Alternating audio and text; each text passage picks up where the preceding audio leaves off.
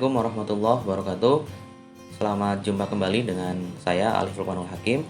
Kali ini dalam mata kuliah Pendidikan Kewarganegaraan, kita akan membahas tentang tema pertama dari mata kuliah ini, yaitu pengantar pendidikan kewarganegaraan. Pendidikan kewarganegaraan di perguruan tinggi saat ini diwujudkan dengan mata kuliah Pendidikan Kewarganegaraan berdasarkan surat keputusan Dirjen Dikti nomor 26 Dikti Keputusan tahun 2000 dan juga Keputusan Dikti nomor 38 tahun 2002. Pendidikan kewarganegaraan atau civic education model baru ya, pada intinya adalah pembelajaran tentang demokrasi, hak asasi manusia atau HAM dan juga masyarakat madani atau civil society sebagai unsur yang hilang dalam pendidikan kewarganegaraan, terutama di masa Orde Baru. Nah, pengertian pendidikan kewarganegaraan bisa kita ambil dari beberapa ahli, contohnya dari tim ICCE UIN Jakarta.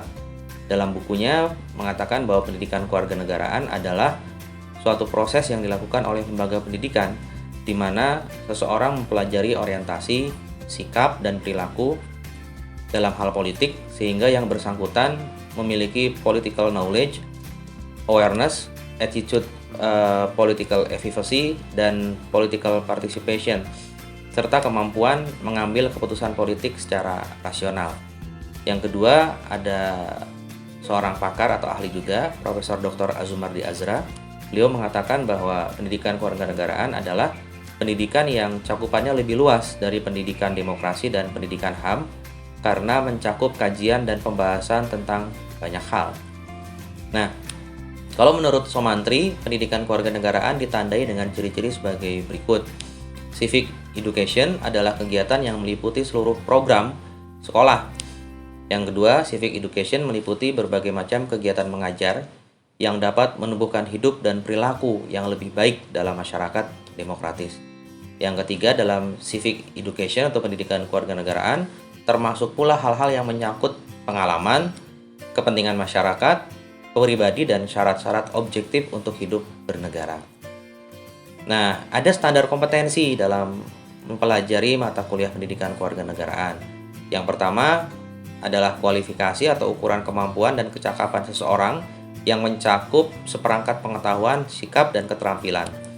Nah, jadi standar kompetensi pendidikan kewarganegaraan atau civic education adalah menjadi warga negara yang cerdas dan berkeadaban, intelligent and civilized citizen, seperti itu.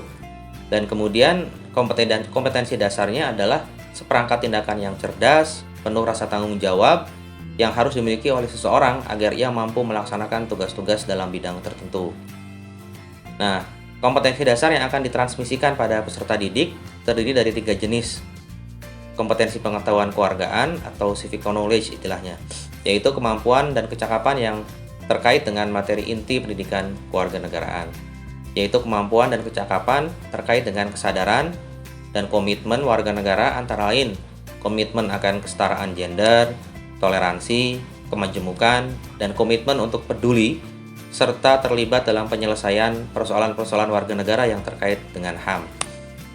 Kemudian bisa diartikan juga civic knowledge ini adalah kemampuan dan kecakapan untuk mengartikulasikan keterampilan kewargaan seperti kemampuan berpartisipasi dalam proses pembuatan kebijakan publik atau public policy. Nah, tujuan pendidikan kewarganegaraan, pendidikan nasional kita bertujuan untuk meningkatkan kualitas manusia Indonesia. Itu sudah kita tahu bersama. Nah, tujuan pendidikan kewarganegaraan adalah untuk menumbuhkan wawasan dan kesadaran bernegara, sikap serta perilaku yang cinta tanah air, dan bersendikan kebudayaan bangsa, wawasan Nusantara, serta ketahanan nasional dalam diri warga negara yang sedang menguasai iptek dan seni.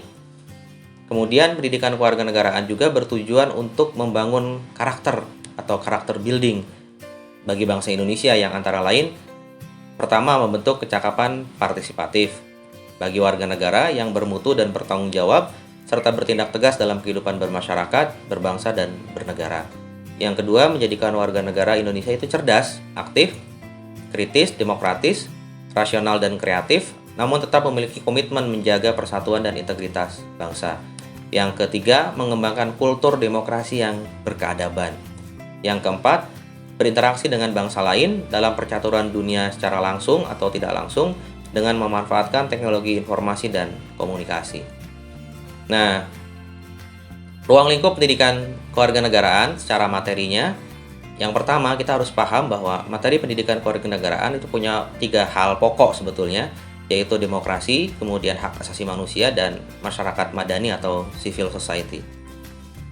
Ketiga materi pokok tersebut dielaborasikan dalam mata kuliah ini menjadi kira-kira 11 materi yang terkait satu sama lain. Yang pertama, urgensi pendidikan politik warga negara atau pendidikan kewarganegaraan sebagai pengantar seperti apa.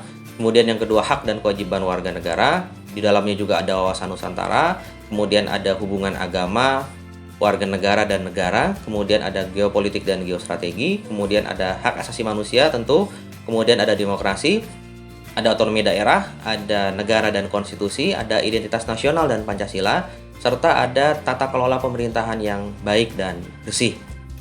Nah,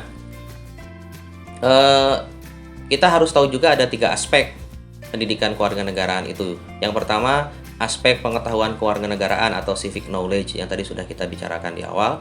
Kemudian ada keterampilan kewarganegaraan atau civic skills, yang di dalamnya ada intellectual skills atau keterampilan intelektual. Kemudian ada participation skills atau keterampilan partisipasi. Yang ketiga ada karakter kewarganegaraan atau civic disposition, seperti itu.